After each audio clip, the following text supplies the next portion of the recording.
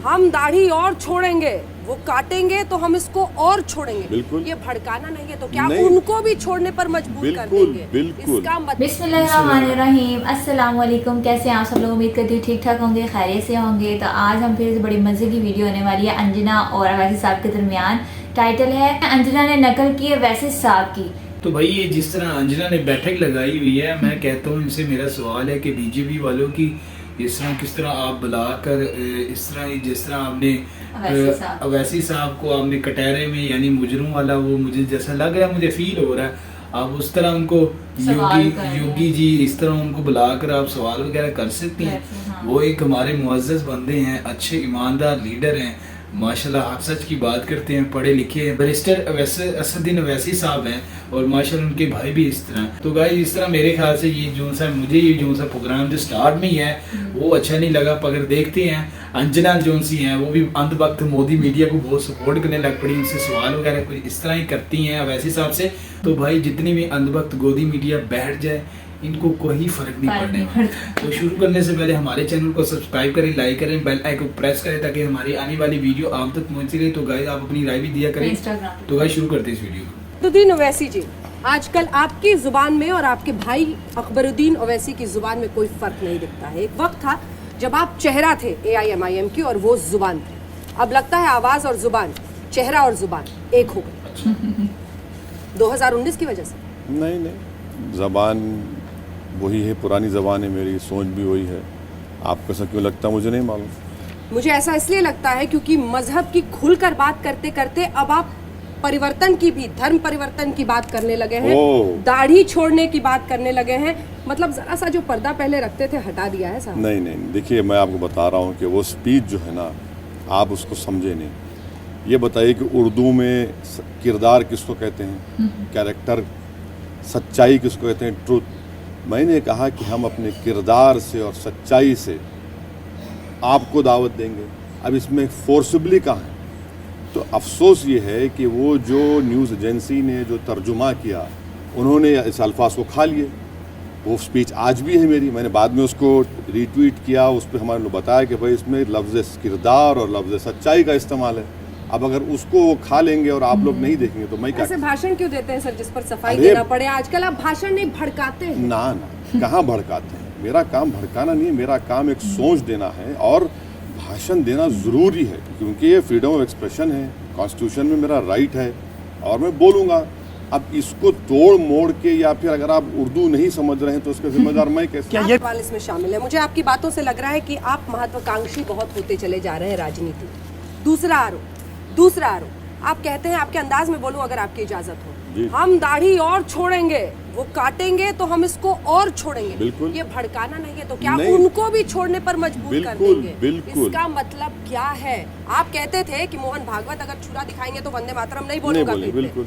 अब आप भी वही करना चाह रहे हैं? नहीं, मैं ये कह रहा हूँ कि एक इंसान को ज़बरदस्ती पकड़कर लेकर जाकर उसकी दाढ़ी काट देना और उसको बोलना कि तू पाकिस्तानी है, ये कौन सी बात है बताइए? दाढ़ी छोड़ना तो मेरा एक फंडामेंटल राइट है। और अगर ये लोग ये हरकत क्यों कर रहे हैं कि डर पैदा किया जाए, मुसलमान डर पैदा किया जाए कि तुम अपनी इस्लाम की जो मुसलमानों की जो तुम्हारी शनाख्त है, जो संविधान हमको देता है वो भूल जाओ। इसलिए मैं कह रहा हूँ, आज भी कह रहा हूँ कि मुझे कोई मेरी दाढ़ी को काटेगा मैं फिर छोड़ूंगा। उसी डर को आप कैश करके अपनी महत्वाकांक्षा को पूरा करना चाहते हैं। नहीं, मैं तो डर दूर कर रहा हूँ। कैसे? ये कहे कर उन लोगों को और जो लोग दूसरों को भी दाढ़ी छुड़वाओ। देखिए क्या मोटी दाढ़ी नहीं है मोदी के पास, क्या करेंगे उसको? निकाल देंगे क्या? लेकिन वो ये कह रहे हैं ना कि हम उनको भी दाढ़ी छुड़वाएंगे। किसको छुड़वाएंगे? मैंने ये कहा कि जो लोग हमारी दाढ़ी इसलिए काट रहे हैं कि हम मुसलमान हैं, हम दाढ़ी छोड़ेंगे, गर्दन काटेंगे भी तो इस्लाम पे रहेंगे और हमारे किरदार से और सच्चाई से। उनको कौन है सर? वो यही संघ परिवार के लोग। मतलब आप दूसरे धर्म के लोगों को ये दाढ़ी नहीं, छुड़वाएंगे? देखिए हिंदुत्वा में और हिंदू में जमीन आसमान का फर्क है। ठीक है, मैं हिंदुत्वा के लोगों से कह रहा हूँ कि हम अपनी सच्चाई से और हमारे किरदार से। कैसे पहचान होगी? बिल्कुल होगी। अगर ये लोग भड़क गए, आपकी बातों में आ गए, कल को किसी के जो आपके भाषण में आते, अरे सर अपना अंदाज तो देखिए भाषण देते हैं मैडम। देखिए वो वैसी जी बिल्कुल अलग होते हैं, बिल्कुल गलत बात है, बिल्कुल होते हैं जनता में। देखिए इखलाक को मारा गया, कासिम को मारा गया, रकबर को मारा गया, जुनैद को मारा गया, मोहसिन को मारा गया, पेलू खान को मारा गया। कौन सा रिएक्शन हुआ? हाल में कहा कि सेक्युलरिज्म आपको एक गाली समझ में आती है, जो भारत के संविधान की प्रस्तावना का हिस्सा है, जिसके बलबूते 17 करोड़ मुसलमान इस देश में रहते हैं, वो आपको गाली लगने लगी है। क्या वजह है? इसलिए कि जो संविधान में लिखा हुआ है हम उसकी मतलब को, उसकी रूह को समझे ही नहीं है। और सेकुलरिज्म का मतलब ये बना के रखिए कि मुसलमान जो है सेकुलर नाम निहात सेकुलर पार्टीज गुलामी करे। सेकुलरिज्म का मतलब ये तो नहीं है ना मैडम कि हिंदुस्तान की लोकसभा में जो सबसे बड़ी पंचायत है उसमें से 4% मुसलमान जीत के आए। सेकुलरिज्म का हरगिज मतलब तो ये गलती तो इन सेकुलर पार्टीज की है, दूसरे पार्टीज की है। सेकुलरिज्म का मतलब तो ये नहीं है कि बीजेपी एक मुसलमान को टिकट ना दे, गुजरात में, कर्नाटक में, यूपी में। सेकुलरिज्म का हरगिज मतलब तो ये नहीं है कि कांग्रेस के प्रेसिडेंट मंदिरों को जाए और मस्जिद को ना जाए। सेकुलरिज्म का मतलब तो ये नहीं है कि आप आरएसएस के हेडक्वार्टर पर जाकर जो मुसलमानों को सांप कहता है उस आदमी को आप बाजू लाकर अपने इफ्तार दावत में बिठा लेते हैं। मेरा मकसद सेकुलरिज्म को हमको इस्तेमाल किया गया। अगर आज सच्चर कमेटी अगर जो सच कह रही है तो झूठी है क्या? वो सेकुलरिज्म की वजह से। मोदी से बड़े दुश्मन राहुल हो गए हैं क्या आजकल? दोनों उतनी बराबर हो चुके हैं क्योंकि दोनों भी हिंदुत्व आप आ चुके हैं। आजकल मजाक बड़ा उड़ाते हैं आप राहुल गांधी का। क्यों? अरे भाई मैं मजाक क्या उड़ाता हूँ उनका? आपने अगर कहा कि अगर नो कॉन्फिडेंस मोशन में जाके गले मिल जाते हैं तो मैं क्या करूँ? क्या होगा अगर ऐसी नौबत आएगी कि कांग्रेस और तमाम अन्य पार्टियां मिलकर 2019 में सरकार बनाने की नौबत में आ जाए और राहुल गांधी को प्रधानमंत्री का उम्मीदवार स्वीकार कर लिया जाता है? मैं आपको सुनाता हूँ। मैं जब निज़ाम कॉलेज हैदराबाद में पढ़ता था तो हमारे पब्लिक एडमिनिस्ट्रेशन लेक्चरर थे। हम ज़्यादा पढ़ते नहीं थे, वो कैंटीन पे ज़िंदगी गुजारते थे हमारी। वो एक दिन पकड़ कर लेकर गए हमको, लेक्चर में बिठाए और बिठाकर मुझसे पूछे बोलो इंडियन डेमोक्रेसी क्या है। मैंने सर आप रहने के बाद हम क्या बोले? बड़े खुश हुए वो। उन्होंने मुझसे कहा कि सुनो इंडियन डेमोक्रेसी ये होती है, इंडियन डेमोक्रेसी स्वयंवरा की तरह है। कभी कभी वो जाकर किसी के बेकार आदमी गले में फूल का हार डाल देती है, तो वो इंडियन डेमोक्रेसी है। बेकार आदमी है राहुल गांधी? मैं बेकार नहीं कह रहा हूँ, इंडियन डेमोक्रेसी हो सकता है, आवाम का फैसला हो, कोई बन जाए। आपको लगता है विपक्ष को रिप्लेस कर देंगे, राहुल गांधी को हटा देंगे, मोदी वर्सेस ओवैसी एक दिन लड़ाई हो जाएगी? मैडम मैं किसी को रिप्लेस करने नहीं आया हूँ। मेरी लड़ाई पूरी संविधान के फंडामेंटल राइट्स की है, मेरी लड़ाई इंसाफ की है और मैं वो चाह रहा हूँ मुझे मिले। वाह जी। अंजना का तौर तरीका देखे, एटीट्यूड देखे कि इस तरह अंजना वो जो उनसे गहरे से गलत सवाल कर रही और वैसे साहब बड़े तहम्मुल से जवाब दे रहे थे जो वो जायज़ थे। आप बड़े वो दाढ़ी के कह रहे हैं, आपका वो जो सा भाई का पहले आप पत्नी शख्सियत कोई और होती थी, ज़बान आपके भाई, अब सारा कुछ आप बन गए। तो भाई वैसी साहब ने बोला कि हमारे फलां बंदे को, फलां मुसलमान को मार दिया जाता है, भाई जिंदा सलामत होता है, खैर व आफियत वाला होता है, घर से कमाने निकलना होता है, उसका कसूर क्या होता है? ये क्या कि जिसने दाढ़ी रखी कि उसको पाकिस्तान में छोड़ा है? यार ये क्या बदतमीजी है यार।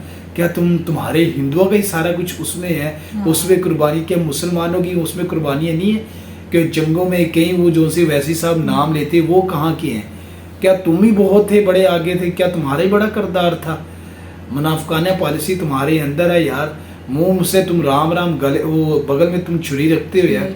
अंजना एक क्वेश्चन देखिए यार, साफ नजर आता है गोदी मीडिया को सपोर्ट कर रही है, उसी को बोल रही है, उन्हीं को बोल रही है और अंधभक्तों की फुल सपोर्ट कर रही है, मोदी की फैन है जी। और राहुल गांधी इसकी इतनी मजाल है। मैं यही कहता हूँ कि ऐसे ये बैठक लगाए और ये गोदी, ये मोदी, ये जो भी सारे कुछ है कठिन सवाल करें। ये हमारे वैसी साहब है, ये एमए के माशाल्लाह लीड करने वाले हैं, जो हर देखे सवाल का उनके पास जवाब होता है। लीड है हमारे एआईएम के लीडर हैं, उनसे ये सवाल कर रहे हैं ना, तो वो मुझे तहम्मुल से जवाब दे रहे हैं। अब यही मोदी को बैठाएं, उनसे पूछे ये डॉलर, ये पेट्रोल, ये जो से भी मामला, ये करप्शन, मुसलमानों के साथ क्या कर रहे हैं, मुसलमानों को ये जो साहब भारत को सेकुलर कहते हैं उसके बारे में क्या कहते हैं, क्या हो रहा है, क्या तमाशा हो रहा है? ऐसे हो तो मजा आ जाए। तो उसके बाद आप उनसे ये पूछे, आपकी पार्टी मलहाओं के साथ रेप करते हैं, आप उनको सपोर्ट करते हैं, आप उनको बाहर के मुल्क में यानी उनको पार्टी से नहीं निकालते, ठीक है, आप फिर उनको इलेक्शन का टिकट देते हैं। आप उनसे ये पूछें बहन, मुसलमानों को कोई टिकट आपने उनसे पकड़ा हुआ है, क्या उन्होंने किया, क्या गुनाह उनका, कौन से वो धंधों में मुलव्वस है यार? यही सिर्फ इंसाफ की बात करते हैं, इंसाफ की बात करते हैं यार। मैं कहता हूँ मैं सब हिंदू भाइयों को और जो से सिख भाई हैं जो से भी हैं उनको बुरा नहीं कह रहा, मैं एक लॉजिकल बात कर रहा हूँ कि यार ये देखें, वो हमारा तो पाकिस्तान के लीडर नहीं है ना, हिंदुस्तान के, वो अच्छी बात करते हैं, अपने वतन से मोहब्बत भी करते हैं, अपने वतन के लोगों की बात भी करते हैं, अपने हिंदुस्तान की बात करते हैं कि यार यहाँ करप्शन हो रही है, यहाँ ऐसा हो रहा है, यहाँ ऐसा हो रहा है, या बेईमानी हो रही है। ये वो बातें करते हैं जो बातें मोदी को करनी चाहिए, ये वो बिल्कुल।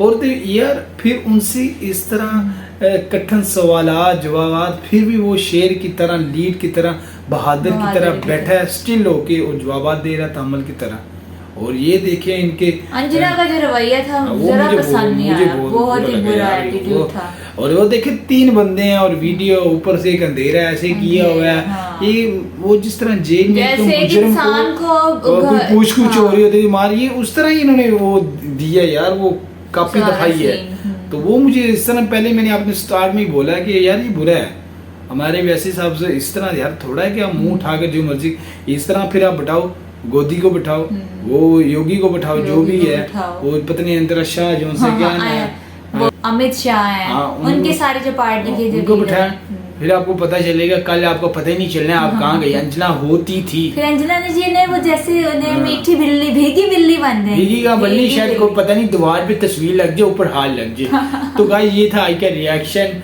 और वीडियो को जरूर शेयर किया करें। मिलते हैं नेक्स्ट वीडियो के साथ, ना खास ख्याल रखिएगा, अल्लाह हाफिज़।